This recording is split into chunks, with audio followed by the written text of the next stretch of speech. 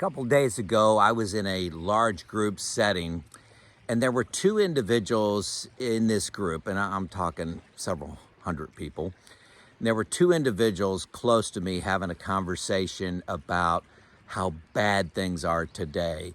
And I didn't interrupt. It wasn't the time or the place to do that. But the story basically is the boomers, the boomer generation, which I'm one of the last of, the boomers. I'm proud to call myself a boomer. Boomers ruined everything. The older generation just royally screwed up the world. And yes, they did some good things, but times are horrible right now. And the boomers, I don't know what they were thinking. They're complete idiots. Number one, the pollution problem, that, they just sacrificed the earth for their own gain. Got global warming, housing costs are insane, jobs are hard to come by, inflation, wars. Why even try? Why even try? Why work? There's no point to it all. We're doomed. This was a lady doing most of the talking, and there was a guy agreeing with her. And I would say they were probably 25, 26 years old. And it's just very disappointing, the conversation. During my working career, I had 14 different jobs, all with the same company. One of the things I did, a mindset I had, was whenever I left the job, I would look at the other individual, train them, show them what I was working on, and I'd say, it was better than I found it.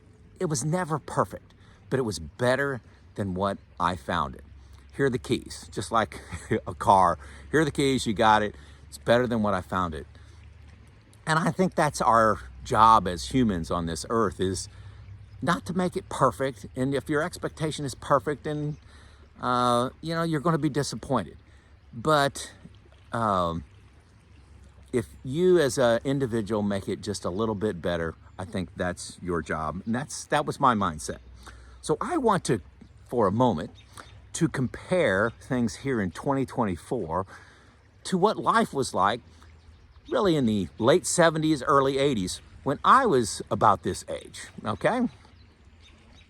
I was a little younger, okay? So 1980, I would have been 16 years old. So let's look at a couple things. Healthcare. Healthcare is infinitely better than it was in the 70s. Cancer research, nutrition, the drugs that are available, the treatment you can get for like a heart attack, the knowledge around cardiovascular disease and what you can do and drugs you can take for that. There's no comparison, no comparison. Now's the time to live, okay? If you've got any kind of health issue or family member with a health issue, now is the time to live. Leisure time. People did not take vacations in the 70s. If you took one vacation every 5 years and that was, driving 5 hours from your house, that was normal. Now people fly to Europe. People in their 20s go to Europe for 3 weeks to discover themselves. That didn't happen. Okay, the amount of leisure time we have because of all of our creature comforts, because of automation, because of computers, have allowed significantly more leisure time. When I started working, I worked every other weekend. My job as an engineer in a 24/7 operation, big manufacturing complex, we ran every day of the year. I worked every other weekend. That was just part of the job. I got paid a little bit more for doing that. About half of that was volunteer that I worked, but times were definitely harder, and I had significantly less leisure time, especially then being retired. Entertainment, come on. I had 3 channels on my television set. You watch whatever was on. Now you got 100,000 movies on Netflix, probably a lot more than that, but streaming, phones. You got phones for entertainment 24/7. The internet, the information age is today. It's far better to live today. Just knowledge of any topic, any hobby you got, If you want to repair something at home, you want to understand a health condition, you get on your phone and look it up. Look it up. So no question, healthcare, leisure time, entertainment, so much better. Travel, I mentioned travel. So many people travel around the country, around the world. Take 2 cruises a year. Travel opportunities are so much greater today. Cars are better, they last longer, they're safer, they get better gas mileage, infinitely better there. I'm going to attach a video from Josh Scanlon. He's another YouTuber out there. I love his content. He's got a different approach. He looks at articles and books, magazines, things like that, and then comments on those. And he's left a video on comparing prices of 1970s, 1980s to today. And shockingly, the vast majority of things are significantly cheaper compared to the hourly wage. Like if you're buying a cup of coffee, what percentage of an hourly wage was it in 1980 versus today?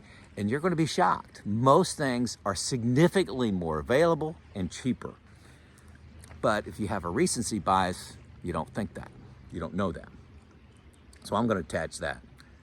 Great content. Homes are more expensive, but I'm telling you, the quality's better and the size is bigger. You know, the homes that people are buying as starter homes are a lot better than the starter homes that people bought in the 70s. I'll say that. People used to, their starter home may have been a trailer. Their starter home may have been a home that was not inhabitable. That was kind of my starter home. You couldn't sleep in there the first night. You had to do a lot of work to sleep in there. I agree they're more expensive. Interest rates, come on folks, pull up a chart of history of interest rates. Paying 8% mortgage on a house is actually cheap, okay? You may be able to argue that it's average, but it's not expensive, the interest rates. But the homes people are buying are so much better. So much better.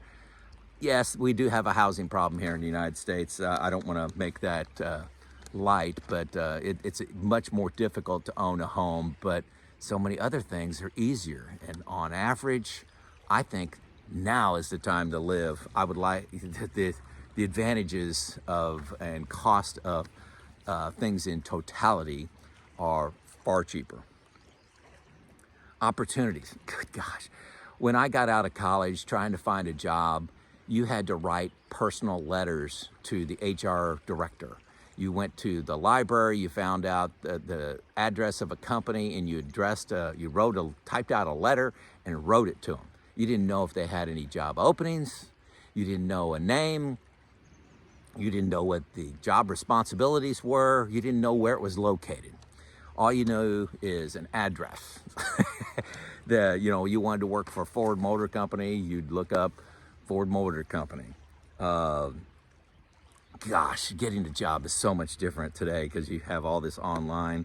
You can get, the application process, getting skills on the internet. I mean, just the job you can learn how to be a certified maintenance and reliability professional, which I happen to be. You could do that all online. Working from home. Oh my God, working from home, all the commute time, all the expenses of going to work and the clothes and the food and the time, just insane opportunity right now. Inflation, I talked about that. Hey, try 10, 15, 18% inflation of the late 70s, early 80s. Wars. I know there's bad things going on in the world. There's bad people in the world. And here's the bad news. There's always going to be bad people in the world. But if you look at the late 70s, early 80s, things were significantly worse than they are today. We got a 24-hour news cycle right now. There's got to be a lot of drama. There's ugly shit going on. I'll just be honest. There's ugly stuff going on, but it's far less than it was. Far less than it was. Global warming, okay? I'm not gonna voice a view on that. Don't want to get everybody excited about that. This is a retirement channel. Yes, it's an issue, but we've dealt with issues, serious environmental issues in the past. Acid rain was a huge thing in the 70s and was going to end the world. There was a hole in the ozone. In the 1970s, some of you may not believe this, but I'm telling you, if you're over 50, you remember this. We were worried about the next ice age coming. There was a lot of panic and discussion about the next ice age. And now we're on the other side of that with global warming. CO2 is the topic of the day. But let's take a moment to look at the positive things. You know, cars, power plants making electricity. Electricity has enabled all these positive things in healthcare and education, travel, all the creature comforts that we love today. Having heating in your house, cooling in your house, having running water in your house, having a roof over your head, having a table, having a chair. Everything you see was made from electricity. If it wasn't made from electricity, it would be insanely more expensive. Insanely more expensive. Think about that. We'd be living in log cabins and teepees if we didn't have electricity. And cars, you know, imagine life without cars. You know, maybe that's what you want, but not me. I like the mobility. I like seeing the world. I'm out here on Crescent Lake here in the Pacific Northwest. I get to see my family. I get to travel to a job when I was working. So life is good is my message. Life is good. We are far better off today than we were 50 years ago. Things aren't perfect. Things are not perfect. There's new challenges for the next generation. Most people have an extreme recency bias. They think about the last 20 years. The economy's been pretty good. You know, you come out of the great financial crisis, you know, in 2009, starts to recover, 2010. And the economy's going well. We got, you know, education opportunities out there. You've got the internet. You got all these positive things going on in the world. And then something goes wrong, like housing costs more, and we've got, you know, this global warming issue to resolve, and you think, oh my gosh, things are bad. It is a great time to be alive. I would pick 2024 as the time to be alive. A study or survey I saw years ago was, you know, talking about would you rather be John D. Rockefeller in the 1890s? I may be wrong on the 1890s. It's somewhere back in that time period. Would you rather be John D. Rockefeller, 1890s, 1900, or be the average person today? The answer, the correct answer, I believe, is you'd rather be the average person today. The access to healthcare, the access to entertainment, the access to safety, you know, travel, what you can do in life. The reason some people would select John D. Rockefeller is because he was extremely wealthy. And as a comparison, you would be better off than everybody else. And that gives people some pride in being the wealthiest. But are you better off? Are you truly wealthy with entertainment and healthcare, leisure time, access to careers? I don't think so.